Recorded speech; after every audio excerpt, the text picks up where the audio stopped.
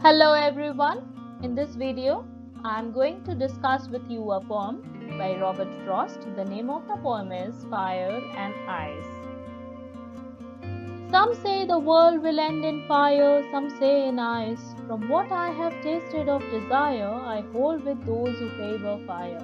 But if it had to perish twice, I think I know enough of hate to say that for destruction, ice is also great and would suffice. The poet presents two opposite views about the end of humanity and the world. He discusses these two possibilities which will be the reason for the end of the world. One such possibility is the world ending in flames of fire. It is so because when he ponders over the burning flames of desires of people, he finds that human evil desires are similar to the fire in its nature. These will definitely hurl the world into another nuclear war, and hence it will burn up the entire world in flames. The second possibility for the end of the world is due to the ice.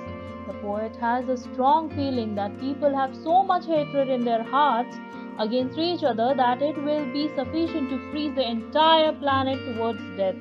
So, fire due to evil desires and ice of wicked hatred are the two opposite opinions enough to destroy the world. Both the components are compared with self-destructing human emotions, desire and hatred. The poet is originally of the opinion that he has been very closely associated with the fiery desires and considers it capable of bringing human beings on the verge of destruction. Thus, he considers fire as more competent for destruction. But when he thinks that icy hatred is just as capable of ruining humans, though slowly and steadily.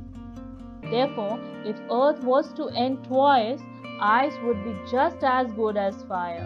If fire would lead to rapid destruction, ice would lead to silent damage. Similarly, if fire is pure passion, ice is pure reason.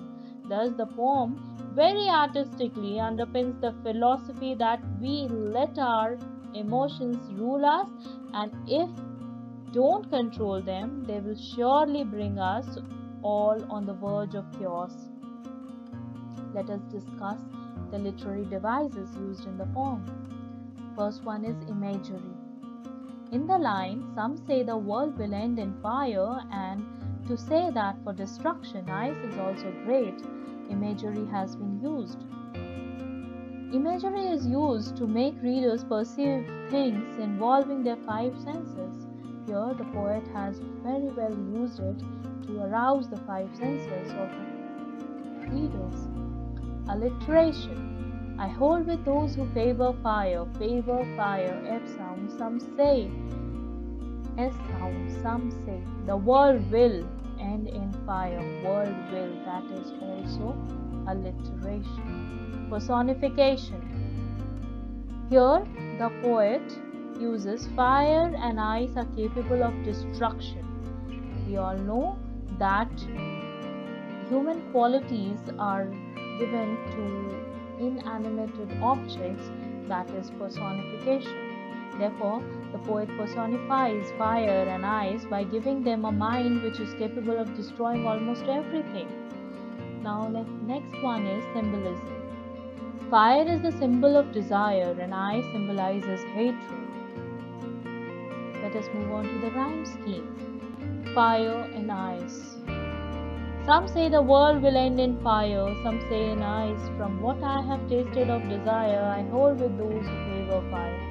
But if it had to perish twice, I think I know enough of hate to say that for destruction, ice is also great and would suffice.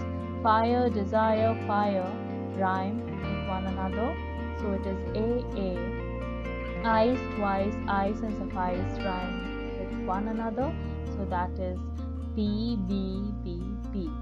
And hate and great rhyme with each other, so it is C, C. Let us conclude the poem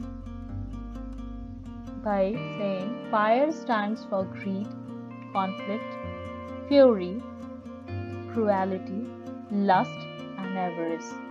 Ice stands for insensitivity, coldness, intolerance, indifference, rigidity, and hatred. Thank you, children.